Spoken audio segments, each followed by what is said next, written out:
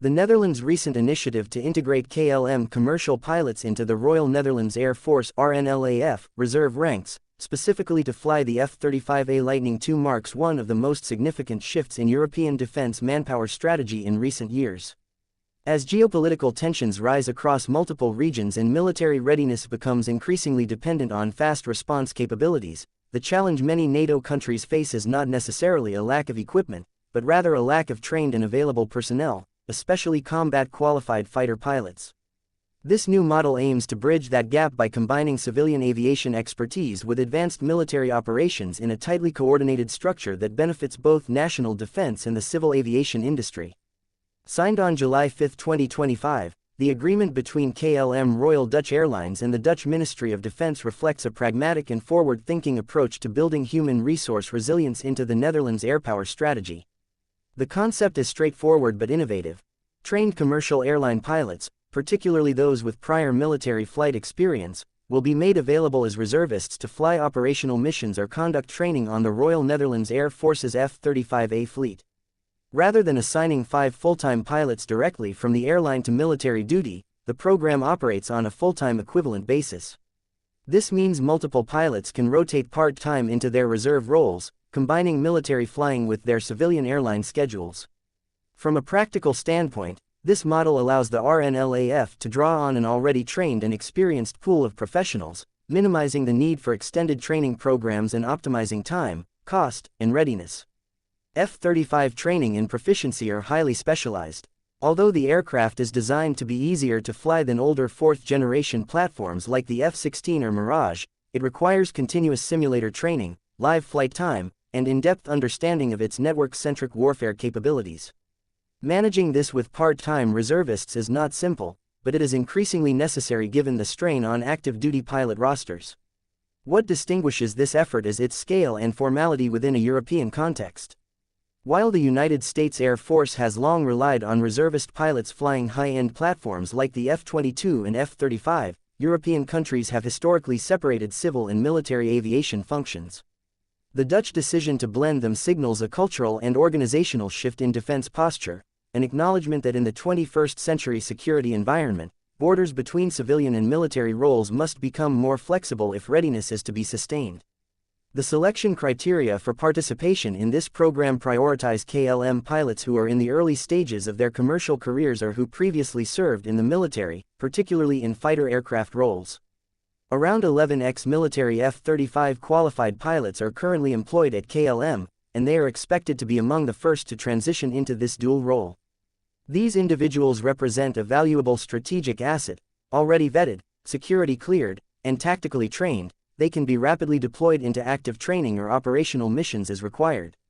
In addition to flight operations, the agreement includes integration of KLM technical and ground support staff into military maintenance and logistics functions.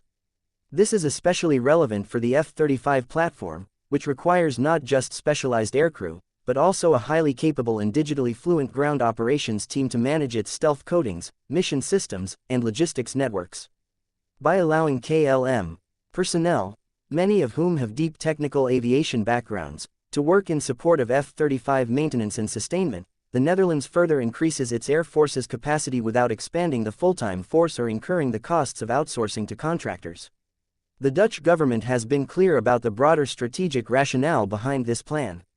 As noted by State Secretary for Defense Hayes Tuinman, the program is a direct response to the increasingly unstable global security landscape. From Eastern Europe to maritime choke points in the Indo-Pacific, NATO members are under pressure to maintain forward readiness, demonstrate credible deterrence, and respond rapidly to emerging threats. For smaller nations like the Netherlands, maintaining a full-time force capable of this at scale is neither economically nor politically sustainable. Partnerships like the one with KLM allow for greater scalability in a crisis while keeping peacetime costs manageable. Security concerns, particularly regarding the handling of classified F-35 data and mission information, have been addressed through rigorous compliance protocols. Participating KLM reservists are bound by the same military security regulations as active-duty pilots, including non-disclosure agreements, limited access controls, and periodic security evaluations. These procedures mirror existing processes for military pilots who transition into commercial roles after retirement, ensuring continuity and confidentiality. The potential benefits for KLM are also considerable. From a talent acquisition and retention standpoint, offering military reserve flying opportunities to new recruits adds value and prestige to the airline's career pipeline. Pilots gain the rare opportunity to fly one of the most advanced fighter aircraft in the world while maintaining a commercial airline career. For KLM, this means being able to attract a more ambitious and committed pilot workforce, many of whom are drawn to the idea of contributing to national security while also building a civil aviation career. This dual-role approach aligns with broader US and NATO objectives, where interoperability, modular force design, and rapid scalability are central themes. If this pilot program proves successful in the Netherlands, it could serve as a model for other NATO countries with strong aviation sectors but limited military manpower.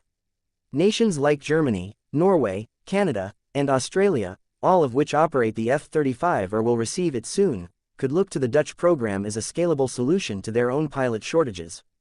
In the long term, this model could lead to the establishment of a formal reserve pilot track within major airlines, supported by government incentives, military coordination offices, and joint training agreements. The F-35 program itself was built with multinational interoperability in mind, and human resource integration across civil-military boundaries may be the next evolution in that doctrine.